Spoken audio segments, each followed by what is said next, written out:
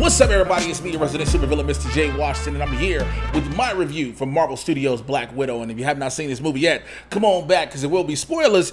I waited to put this out. Because I'd seen the movie a week or so ago, and when everybody dropped their reviews, like the different outlets, I was like, I wasn't going to drop mine. I was going to wait because it drops, and you'll see this. Let me first and foremost start out by saying I will remain in the camp that I've been in since the announcement of this film. I've always said this film seemed 10 years too late. I've always said that. I said that if we were going to get a Black Widow prequel type movie, not knowing at first what it was going to be about, I stated we should have got it after Iron Man 2. Then finding out that, okay, this movie is set after Civil War. Okay, why didn't we get this movie then? Well, we got it, nonetheless. I will first and foremost give my overall thoughts on it. I said it on Twitter, this is a good standalone Marvel movie. It stands alone. It answers a lot of questions about Black Widow's past, things we were curious about, the whole Budapest thing with her and Hawkeye. What's the deal with how did she become a widow? Who is Dreykov? Who is Dreykov's daughter? You know, what has her ledger dripping in red that we hear her talk about and talking with Loki in the first Avengers? All these different things. How does the introduction of Florence Pugh as Yelena Belova play out? You know, things like that. All these different things that you want to find out. And so it starts out, as many of the Marvel movies like to start out, going back, and you go back to Ohio 1995, and you see a young Yelena and a young Natasha playing, and you see their father played by David Harbour, and you also see their mother, Rachel Weisz. And you see eventually that they're spies for Russia and they're being chased by S.H.I.E.L.D., right? And as soon as they escape, as soon as the family escapes in a jet, which, by the way, you get to see exactly. Now, we knew in the movie from the trailers that David Harbour was the Red Guardian, which is basically the Soviet equivalent of Captain America, but not directly the Winter Soldier. You see exactly how strong he is, you know, throwing stuff and everything. You get this great little action sequence going for it. But what you see is after they get to, I believe it's Cuba, you see how Dreykov and them just snatch up little girls and take them off to the Red Room. And you find out that the Red Room, not only does it train assassins, they're all called widows. Every woman that is taken, sterilized in the process in which they go through, they're all considered widows. You find out later on that they've been brainwashed on a whole nother level, because you see that Yelena was brainwashed when she has to, you know, she's fighting a former widow who she eventually kills after being brainwashed. The movie sets itself in 2016 when you have Widow on the run for violating the Sokovia Accords, again, right after Civil War. You see Thunderbolt Ross there. You know, you get a lot of inclinations of the Thunderbolts happening. Now, I'll talk about a few things in this. I did love the Dreykov being responsible for the Red Room. The Red Room moving around and it not being able to be found, and fucking around the Red Room being in Cloud City. Cool. I rock with that. I like the different things. The Taskmaster twist. Now, if you're familiar with Taskmaster, you know Taskmaster has photosynaptic memory, meaning that he can see whatever he sees, how you move, and mimic it. So we saw in the trailer him mimicking the moves of the Avengers, him mimicking the Black Panther's claws, etc., etc. And so when you're watching it, of course, like I said, spoiler alert, you're watching it, and you're like, okay, because when they go to Cuba, by the way, I forgot to mention, Rachel Weisz is shot, and she is taken off by a medical team in Russia, Dreykov's team, and then, of course, Natasha and Yelena are carried off.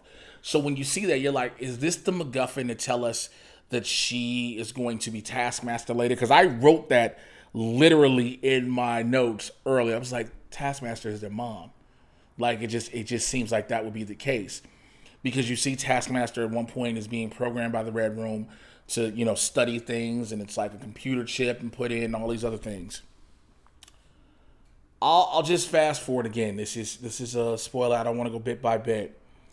You find out one of the things that Natasha did that is the biggest red in her ledger, and when again goes back to Loki saying Dreykov's daughter.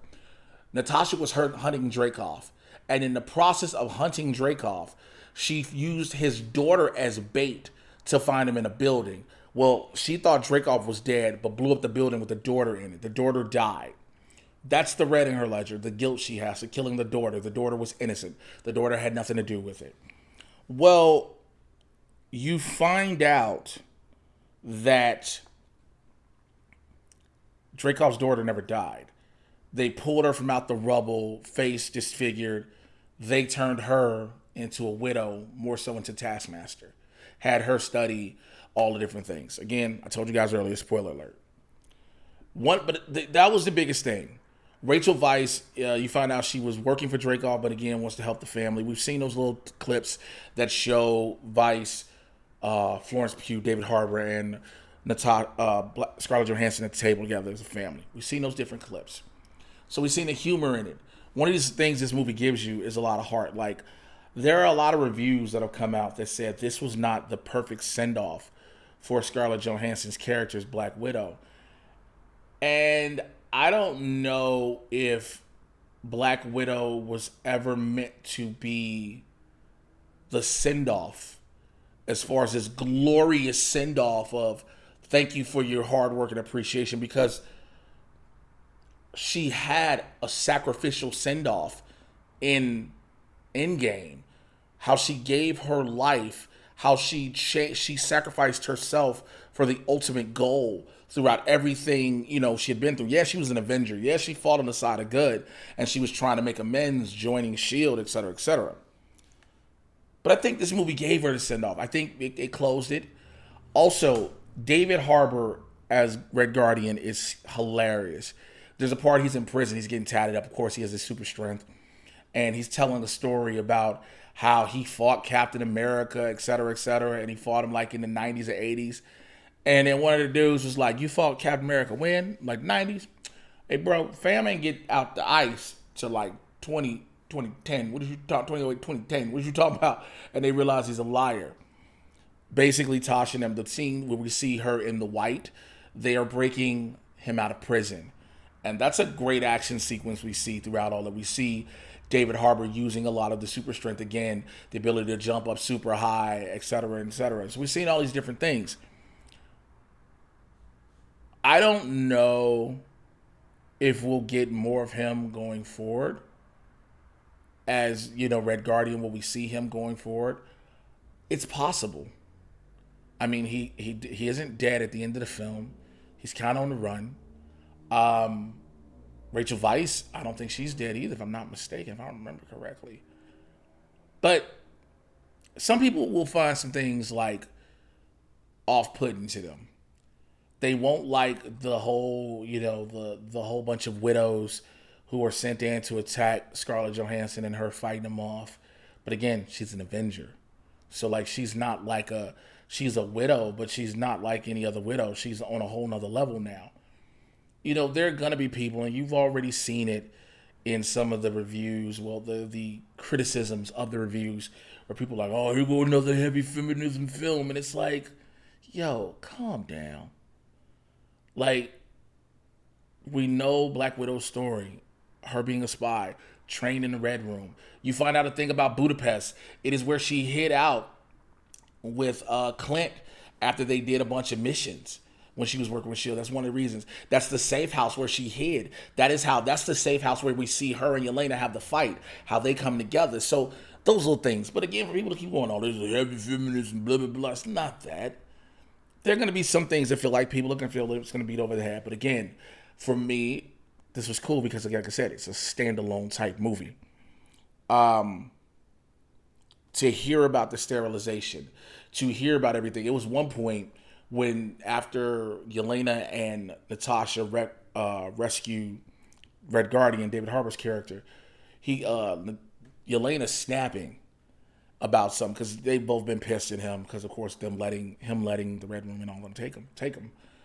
He says, oh, you must be on your period. She was like, I don't have a period anymore, you idiot. They took away my uterus and all this and everything that happens. And you hear about the sterilization process. And he does the typical dad thing. Oh, I don't want to hear about it.